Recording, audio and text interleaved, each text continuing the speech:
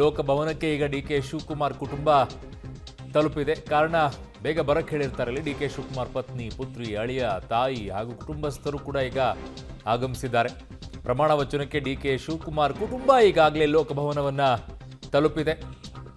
So ಲೋಕಭವನಕ್ಕೆ ತಲುಪಿದ ನಂತರ ಅವರಿಗೆ ಮುಂದಿನ ವ್ಯವಸ್ಥೆಯನ್ನು ಮಾಡಿರ್ತಾರೆ, ಮುಂದ್ಗಡೆನೆ ಕೂತ್ಕೊಳ್ಳೋಕ್ಕೆ. ಕಾರಣ ಮುಖ್ಯಮಂತ್ರಿಯಾಗಿ ಪದಗ್ರಹಣವನ್ನು ತೆಗೆದುಕೊಳ್ಬೇಕಾದ್ರೆ ಅವರ ಕುಟುಂಬಸ್ಥರಿಗೆ ಸಿಗುವಂತಹ ಸ್ಥಾನ ಮುಂದಿನ ಸೀಟ್ನಲ್ಲಿದೆ. ಸೊ ಅವರ ತಾಯಿ, ಪತ್ನಿ, ಮಗಳು, ಮಗ ಅವರೆಲ್ಲರೂ ಕೂಡ ಈ ಕಾರ್ಯಕ್ರಮದಲ್ಲಿ ಭಾಗಿಯಾಗಿರ್ತಾರೆ. ಸೊ ಒಂದು ರೀತಿಯಾಗಿ ಹಿಡಿದ ಹಠವನ್ನು ಸಾಧಿಸಿದಂಥದ್ದು. ಹಠ ಹೇಗಿರಬೇಕು ಅಂತಂದರೆ ಅದನ್ನು ಸಾಧಿಸೋವರೆಗೂ ಬಿಡಬಾರ್ದಂತೆ. ಹಾಗೆ ಡಿ ಕೆ ಶಿವಕುಮಾರ್ ಅವರ ಹಠ ಕೂಡ ಅದನ್ನು ಸಾಧಿಸೋವರೆಗೂ ಕೂಡ ಅವ್ರು ಬಿಡಲೇ ಇಲ್ಲ. ಸೊ ಆ ನಿಟ್ಟಿನಲ್ಲಿ ಈಗ ಬಹಳ ದೊಡ್ಡ ಮಟ್ಟದಲ್ಲಿ ಅವರ ಕುಟುಂಬದಲ್ಲಿ ಸಂಭ್ರಮ ಮನೆ ಮಾಡಿದೆ. ಪಕ್ಷದ ನಿಷ್ಠಾವಂತ